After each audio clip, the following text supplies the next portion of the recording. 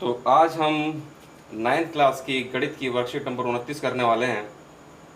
इसमें हम पढ़ेंगे त्रिभुजों की सर्वांग समता। त्रिभुजों की सर्वांग समता।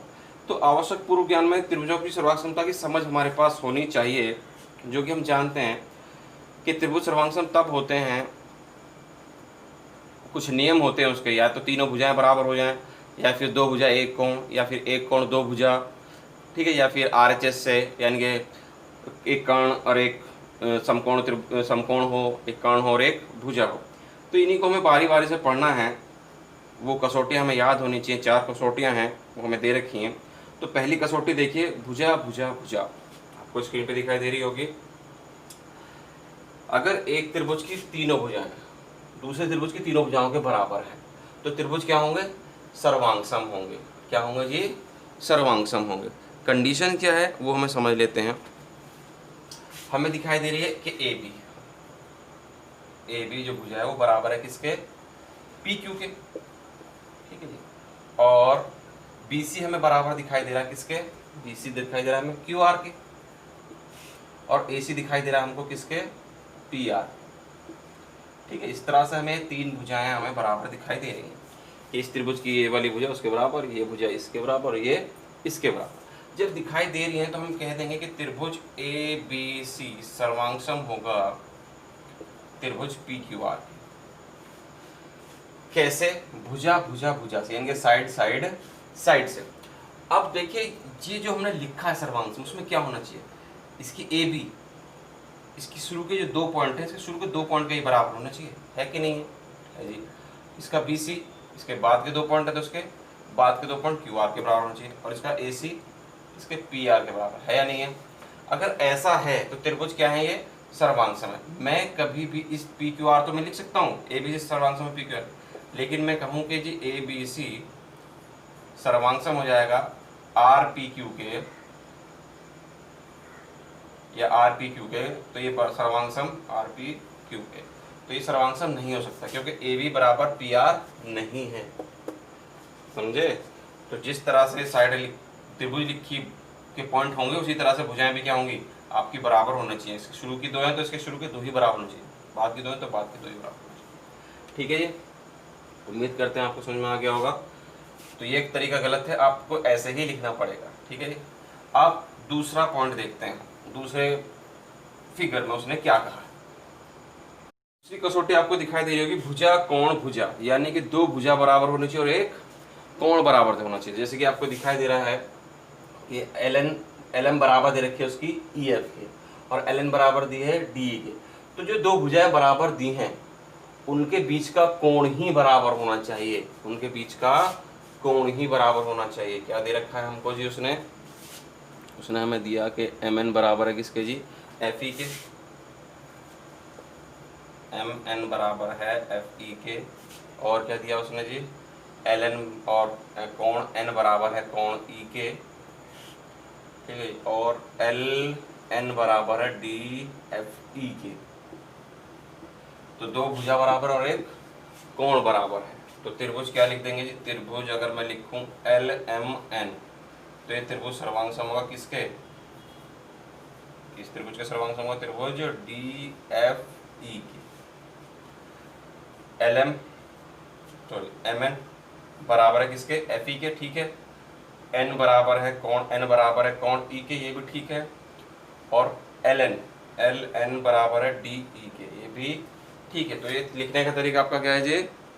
ठीक है, आपको तरीके पे विशेष ध्यान देना, ठीक है, कि लिख क्या रहे हैं आप। अगर आपने इसी चीज को डी ई एफ लिख दिया तो ये क्या हो जाएगा? गलत हो जाएगा। तो देखते हैं तीसरी कसौटी क्या कहती है। तीसरी कसौटी देखिए, तीसरी कसौटी है आपकी कोण भुजा कोण, यानी कि 2 कोण और एक भुजा। जो 2 कोण दे रखे होंगे, भुजा उनके बीच की ही होनी चाहिए, ये भी कंडीशन है वेरी।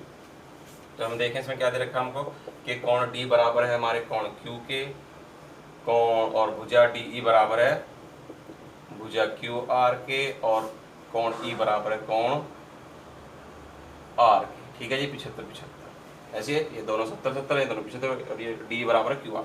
तो लिखने का तरीका क्या होगा इसका? मैं इसको लिखता हूँ डी ई एफ, त्रिभुज डी ई एफ सर्वांगसम होगा किसके सर्वांग होगा।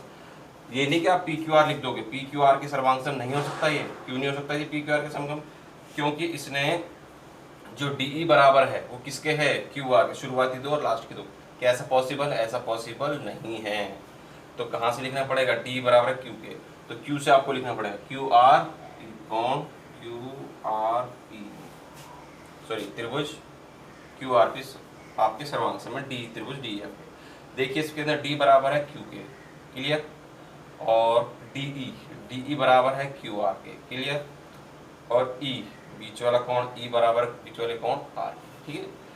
तो जिस तरह से यहाँ लिखा होगा उसी तरह से जो इसकी संगत भुजाएं होती हैं या संगत कोण होते हैं वो क्या होते हैं, सर्वांगसम होते हैं। अगर ऐसा नहीं है तो आपको लिखने का जो तरीका है वो क्या होगा, गलत हो जाएगा। इसलिए इस चीज़ को समझाया जा रहा है, समझ लें आप बार बार।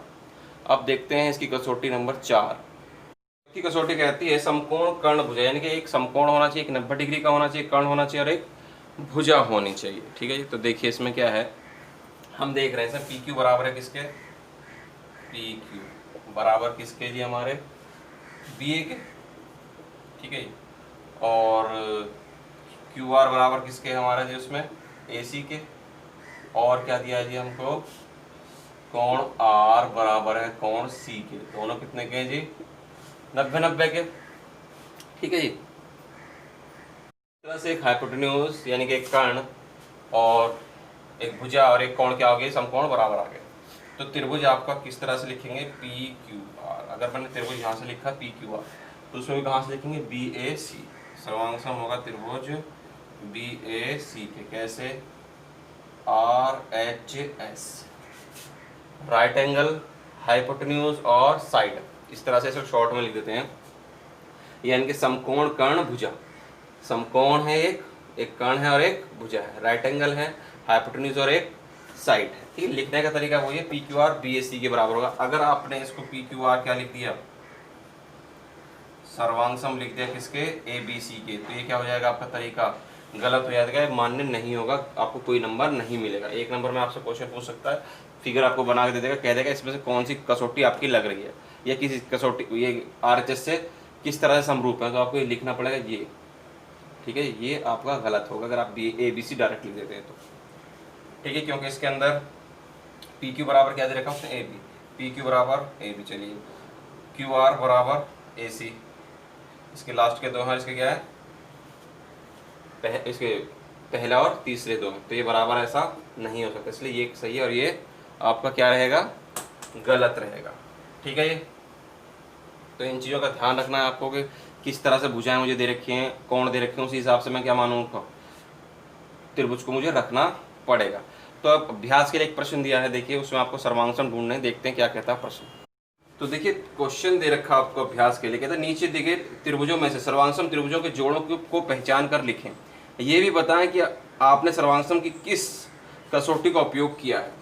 तो देखिए आपकी जो फिगर है वो ज़्यादा क्लियर दिखाई नहीं दे रही हैं, लेकिन फिर भी उनको समझने की कोशिश करते हैं। देखिए क्या है, जो पहला ही त्रिभुज है ए बी सी, इसमें एक कोण 90 डिग्री का और दो भुजा आपको दिखाई दे रही हैं आपको, ठीक है जी, 8 5 है शायद जी, और वो किसके बराबर हैं, ओ एन एम त्रिभुज, देखिए आप ओ एन एम, इसमें भी दो साइड इसके बराबर और एक कोण क्या है जी 90 का है। तो किससे बराबर है, ये आरएचएस से होंगे क्योंकि समकोण आ गया तो राइट एंगल है, और हाइपोटेन्यूज और साइड है। राइट एंगल आपका बी पर है, इसमें आपका एन पर है, ठीक है जी। वो लिखने का तरीका, हाइपोटेन्यूज इसमें आपका ए सी है, उसमें आपका हाइपोटेन्यूज ओ एम है, ठीक है। तो लिखने का तरीका बिल्कुल ठीक है। उसके बाद त्रिभुज डी एफ देखिए दिखाई दे रहा है आपको, और जी आई एच, इसमें तीनों भुजाएं बराबर है, एक 5 और दो 6 6 हैं, आपको दिखाई दे रही होंगी। तो ये किससे, जब तीनों भुजा बराबर है तो किससे बराबर है, एस एस एस से। आपका डी ई 5 है और जी आई भी आपका कितना है 5 है, बाकी दोनों साइड 5 है, डी ई 5 है और जी आई भी 5 है, तो साइड से हो गया ये। उसके बाद त्रिभुज पी क्यू आर दिखाई दे रहा होगा आपको, दो कोण दिखाई दे रहे हैं आपको, उसमें एक 20 डिग्री 135 डिग्री, ठीक है, और एक साइड है 2 सेंटीमीटर। और इसी के साथ वी डब्ल्यू जेड आपको कोण त्रिभुज दिखाई दे रहा है, जिसके अंदर एक कोण 20 है 135 और एक 2 सेंटीमीटर है, ठीक है। तो आप देखिए आपका जो v है वो किस कोण के बराबर है, v बराबर है आपके p कोण के, दिखाई दे रहा होगा आपको, है जी। और q आपका जो है वो आपके w कोण के बराबर है, और जो आपकी भुजा है v w वो बराबर है p q के, 2 सेंटीमीटर। तो इसमें दो कोण बराबर और एक साइड, तो इसलिए क्या होगा, एंगल साइड एंगल, कोण साइड कोण। उसके बाद EDF को दोबारा से देखिए जी, त्रिभुज EDF, ठीक है जी, और त्रिभुज UST दिखाई दे रहा है आपको, एक कोण और दो भुजा। इसमें आपका DE 5 है, यानी ED 5 है, इसके अंदर आपका US 5 है, ठीक है। कोण कितना है, D इसमें 60 का है, और इसमें कितना है जी, S 60 का है, और आपका ST 6 है, और इसमें DF भी आपका कितना है जी, 6 है। जो कोण होना चाहिए वैसे भी दो भुजाओं के बीच का होना चाहिए, ठीक है जी। तो बीच में आ रहा है ये कोण जो आ रहा है आपका 60 डिग्री का, तो ये किससे, दो भुजा और एक कोण, यानी कि साइड एंगल, साइड से क्या है, ये आपके सर्वांग हैं। इस तरह से त्रिभुज एक आपकी जो वर्कशीट है ये पूरी हो जाती है। क्वेश्चन, एक ही क्वेश्चन इसमें सिर्फ कम करने के लिए दे रखा है, बाकी नियम आपको सबके सब क्या होने चाहिए, याद होने चाहिए। तो उम्मीद करते हैं आपको वर्कशीट अच्छे समझ में आ गई होगी। अगर वर्कशीट आपको समझ में आई है तो वीडियो को लाइक करें, शेयर करें, और आप पहली बार हमारी वीडियो को देख रहे हैं तो चैनल को सब्सक्राइब ज़रूर कर लीजिए। मिलते हैं अगली वीडियो।